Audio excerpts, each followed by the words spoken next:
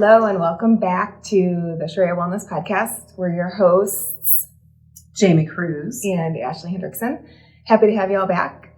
Today we're going to take a little bit of a look into food sensitivities. Yeah, what are those and are they real and how do they show up? Yeah, right? yeah. So I think that's like one of my biggest things is when I first started to hear about people with food sensitivities, you're making that up. Right. You're not real. Gluten, come on. We've eaten gluten for how many, eons. Gluten's an interesting one because, we have eaten it for eons, but it is now been genetically modified so that it grows differently than it would have. What does that mean, genetically modified? That means that they go in and they change the genetic structure of the plant to make it grow, or the animal, faster, bigger, etc., so that they can yield more crop or more produce or more meat or milk, right? And so do we know what's going into that? I have no idea. Uh-huh. No idea. Not an expert there. But basically we're putting something foreign. They're treated with some pesticides, though, that can mess with our gut microbiome.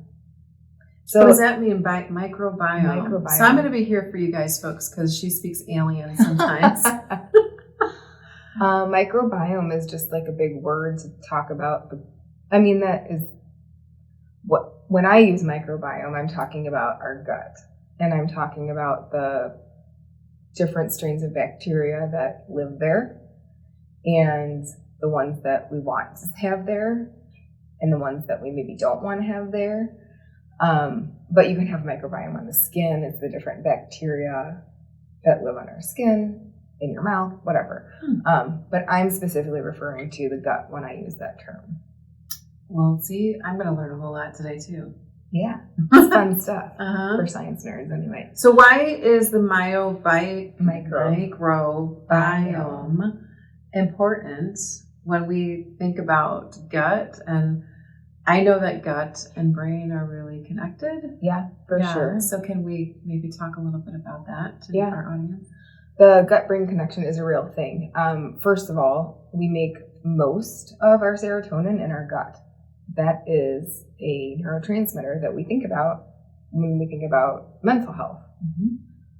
But most of it's made in our gut. And a lot of people refer to your gut as your second brain. If you've ever seen a brain and the intestine together, they kind of look the same. They kind of do, right? They do. And I always joke that the gut is actually the first brain because it doesn't get clouded with judgment or emotion or past experience. Mm-hmm. It is just that. It's raw, baby. Yeah, it really is. It's that primal instinct that we all carry, and we're all taught to ignore it and to rationalize or use logic or think our way through. But your gut it's there to let you know when something's not right. It's there to let you know when something is right. But from a functional medicine perspective, we do look at the gut as kind of the foundation of health. And when our gut is off, or there's inflammation, or the microbiome is out of balance, it can cause all sorts of problems. So in the relationship to food sensitivities, are they real? 100% yes. They're not the same as having an allergy. So you're not going to see somebody need an EpiPen because they have a food sensitivity, for example. But what happens with food sensitivities is everything we eat has this protein structure or molecular structure. And as we're eating the food, if it's something that's causing inflammation, or let's say that you do have maybe you've had some exposure to a pathogen, which is one of the bad guys or the gut bugs that we don't really want to see in a healthy microbiome, that can cause inflammation. So we start off looking at the whole gut tube. And I think it's interesting to take a look at it. So we'll take a step back. The gut actually starts in the lining of the mouth. Esophagus, stomach, small intestine, large intestine, colon, anus is where it ends, right? And it's considered to be outside of the body, even though it's an internal organ. And the reason that it's considered to be outside of the body is because it should be a closed system. And what I mean by that is whatever we put in our mouth should pass through and exit without kind of engaging with any of the other systems in the body. So it shouldn't be leaking into the bloodstream, and we shouldn't have these proteins floating around in our bodies. It should come straight out the other side, right? Yeah. However, we're exposed to stress, toxins, foods that are inflammatory for whatever reason, virus, overuse of certain medications potentially, or prolonged use of certain medications can impact the health of that system.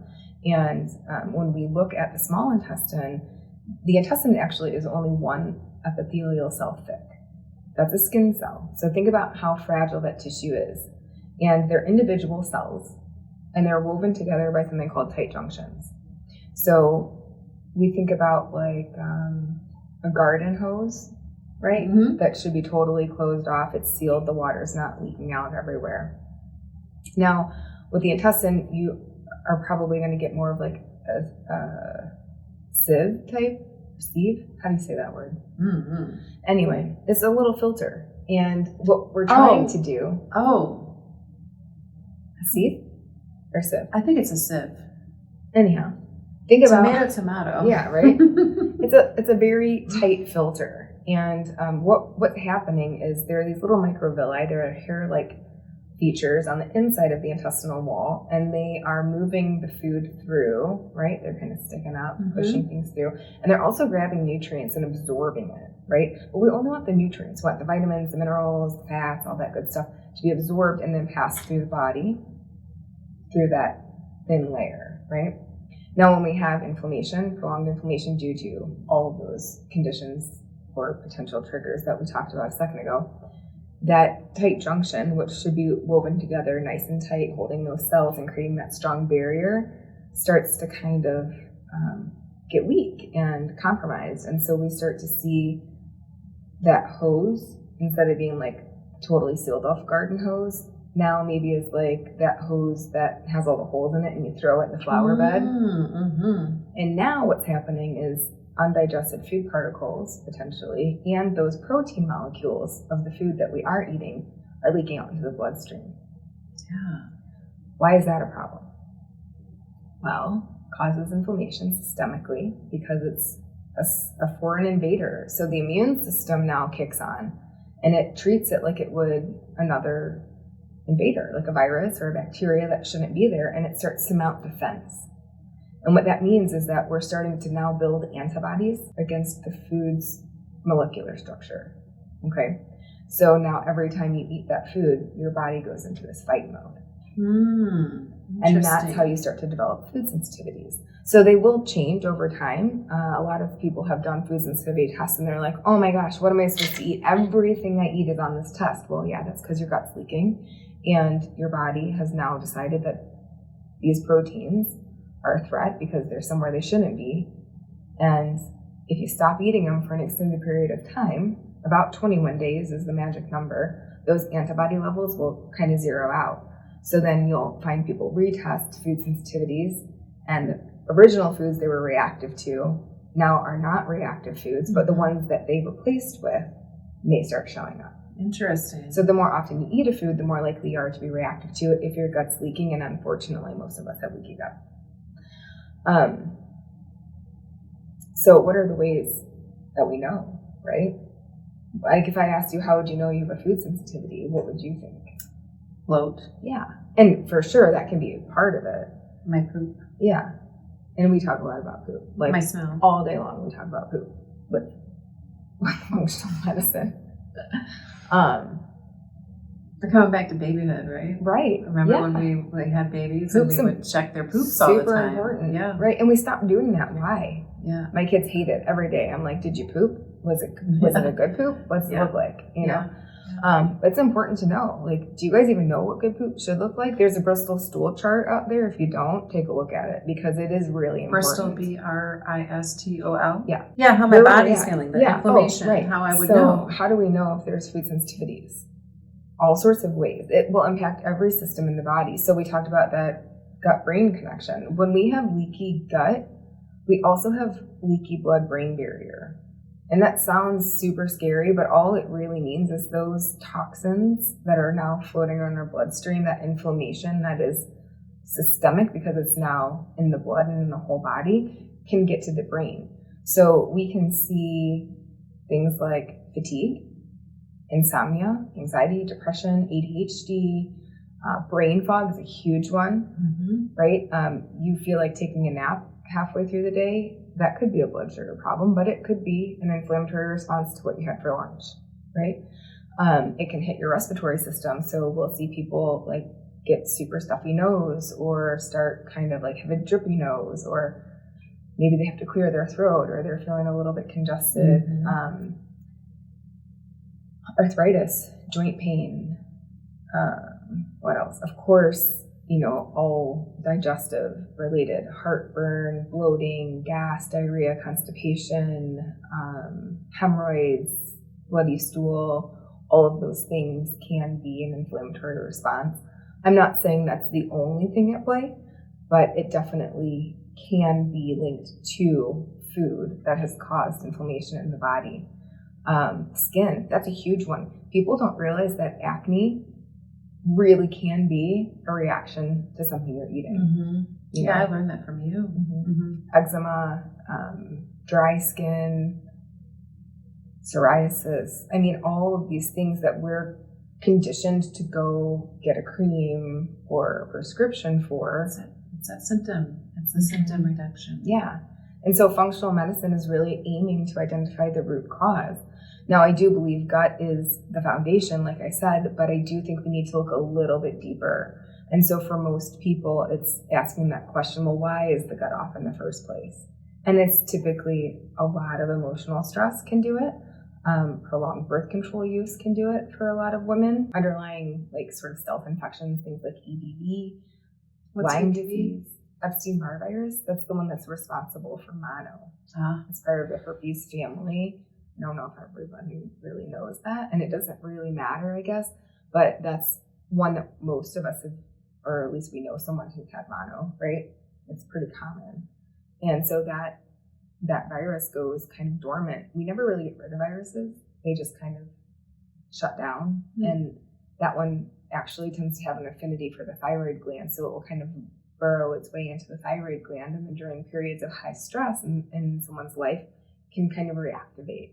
And so sometimes we see a correlation between mono, EBV, and thyroid dysfunction later in life, usually after someone's had a pregnancy or two. Interesting. Lyme disease is another one. Mold toxicity, heavy metal toxicity. What would be heavy metals? What would that be? Mercury, lead. And what would exposure to that look like? In the home? Yeah, it also can. So mold could come from foods and definitely the home and other work environments. Heavy metals, fish, so food there, water contamination, or it could be passed down from mama to baby. So if mama's heavy metal toxic, there's a good chance that baby probably has had some exposure. We also see it in like copper IUD, for example. Yeah. Right. So things that we don't always think about is maybe being long-term detriment. I know I did a ton of research on the copper IUD when I was considering using one, and I did get it, and I think that was a mistake on my part, quite honestly. But all the research says there's no side effects. Yeah. And again, this is very individual, so it depends on the person and the system and all of the other factors. My body rejected it. Yeah. It wouldn't take. Right. So just things to consider, getting some additional information on if this is something that you are struggling with. And this is just, again, I think when you really look into this, I think sometimes my first thought is, my perception is that, oh my gosh, this is a lot of information. And this brings a lot of awareness of what I'm putting in my body, and a lot of like, oh my gosh, maybe I shouldn't be doing that, or maybe I shouldn't be eating that, or I didn't know all of these things. And that's all. I guess what I'm saying is this is a first step, is just creating awareness, knowledge of, I didn't even know any of this. I now I can start to see this in my everyday life, and maybe now with this new awareness, you'll start paying attention to kind of what's going on, and then that may pique some other curiosity, which may pique some other curiosity. So anxiety happens when I know that we get a lot of information, and then it's like, what do I do with that now? And I want just to put a pause on that so no one worries or stresses about what you're currently doing in your eating habits. Again, this is just to shine a light, just a little light on what's happening. Yeah, in your thank body. you for that, because it does get very, very overwhelming. And so I would say for anyone who's listening and is like, well, what do I do? Yeah, what do I do now? First step, start tracking your food and keep a journal about how you're feeling. Right? And this is for love. This is not for hate. This is for love. This is nothing to do with weight loss No. or restricting calories. This is just like, I have migraines and I can't figure out why. Yeah. Or why does this acne keep popping up? What's going on here? Or, man, my low back is really aggravating me. I feel like maybe I'm starting with arthritis, And so it's just this, what is your body, how is your body communicating to you? How's it talking to you? Are you paying attention? And also generating awareness, because this is one of my, probably pet peeves, I would say, is so much of what we experience, these symptoms that we're talking about, are dismissed as normal parts of aging. Yes. And I am here to tell you that not being able to digest your food well and starting to develop arthritis or not being able to sleep is not a normal part of aging. It is common. Absolutely. Extremely common in our society. But it's not normal. And we tend to really get those two words confused. And so I'm not saying that your food is the end all be all, but it can play a major part in starting to reduce inflammation and stress in the body so that we can heal it as we move through our healing journeys. There are other reasons potentially, that you're not sleeping, hormone imbalance, stress, you name it. There's lots of things that are going on, but food plays a much bigger role than most of us have ever been led to believe. And so it's important for people to start to understand that. I'm sure you guys, if you've been listening to us, have heard me say more than once that our bodies talk to us, and they start off with a very gentle kind of like, hey, I don't like this. And that might be something as simple as I don't know, my finger feels a little stiff today. Or I'm getting a little numbness in my little toe. Right. What curious about that? What is that? Right. Or I just got a blemish here. What's that about? And then we kind of pass it off as overuse and potentially just arthritis because we're aging or whatever the case may be. And then it gets a little bit louder. And now you've maybe got a lot of acne, or my whole leg is numb. Right. Or my back really hurts and I'm having a tough time getting up out of bed in the morning. And it just keeps getting louder until hopefully we pay attention. Unfortunately, for most of us, we're not taught to start looking at what outside influences could be contributing. And so we're looking kind of for the quick fix. We're looking for pain management, which is a great tool. I mean, absolutely necessary in many, many cases. But there is a better way to longevity and healing than just managing pain. Right? Then we're back to that surviving life instead of living it again. Right. And so the goal really is just to share information, to educate and empower you all so that you can take control of your health and start to understand how your body is communicating with you, right? So I mentioned earlier, a lot of people do food sensitivity tests. That's a great way to do it. A lot of us need to see that hard proof in black and white. This food is a hard avoid. It's full on red. Don't touch it for a little while.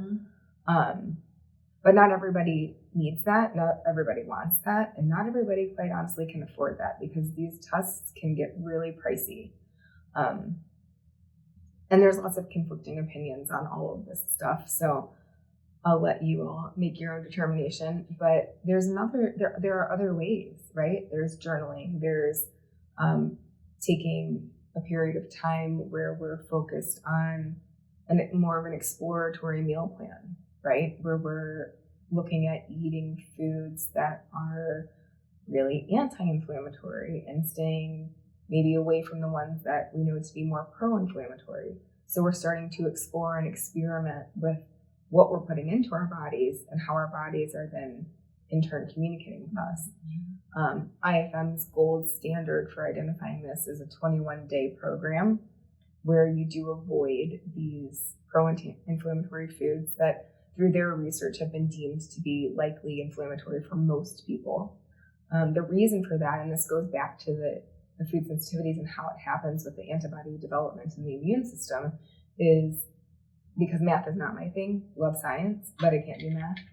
So let's just say Jamie has a bagel for breakfast this morning, full gluten. And that sends her gluten antibody levels to 100. If she avoids gluten for 4.2 days, which is the half-life of these antibodies, that level will drop to 50. We go another 4.2 days, now the half-life drops to 25, and so on. It takes about 21 days to zero out at that point. So now you've got kind of a clean system to start over. So that's 3 weeks of just exploring and experimenting with what the food and the information that you're giving your body is doing for you, right? And then we start with a slow reintroduction, challenging these potentially inflammatory foods for you process to start to identify which ones are causing the inflammation or the symptom to show up, right? And what we typically see is within the first, I'd say 6 to 8 days can be a little rough for people because your body's like detoxing and letting go of all this stuff and kind of like looking for a quick fix again, right? But usually what I see with clients is by like day 10, they're like, I can't believe how good I felt. I don't remember the last time I felt this good. And that just continues to progress until day 21. So when I look back at my experience, it was very similar to that. I had diabetes with my son when I was pregnant with him. He's 14 now. I was a milk drinker as a kid. Like I was drinking 2 huge glasses of milk with dinner every night as long as I can remember. And I had to stop that because of blood sugars. Fast forward, have him, and they cleared me so I could drink milk again. So I went and had a huge bowl of cereal and a glass of milk. And it wasn't until after I started drinking milk again that I realized that this heavy feeling I'd had my entire life of like a bowling ball in my lower stomach below my belly button came back with a vengeance. And I thought, wow, I never even realized that wasn't normal, right? So many of us, we've been eating the foods that we eat for so long, we don't even know what good feels like. We only have our baseline, and it's all relative, right? So this experience, while it can be challenging, I would maybe challenge you to take a little mindset shift there and see it as a really interesting opportunity to see what your body has to say. Like, what does feeling good feel like? Yeah. You know, start to tap in and tune into what your body's telling you. What good could happen from this? Yeah. Yeah. And there's nothing in the world, I think, that can replace personal experience, right? Like I could tell you all day long what I think is going on, but when you have firsthand physical experience with something, there's no better teacher. So I really encourage my clients to do these types of exploratory diets to try to figure out what's going on, because that's the first step to change, right? Is the awareness. Yeah. And not doing it alone.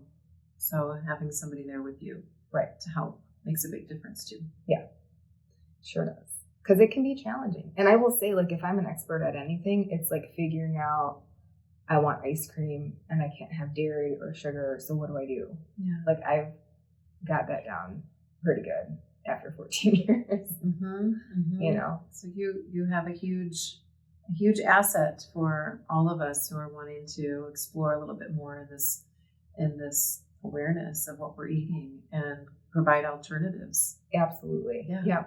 All the tricks and to help with sugar cravings and all of it. Yep. Yeah.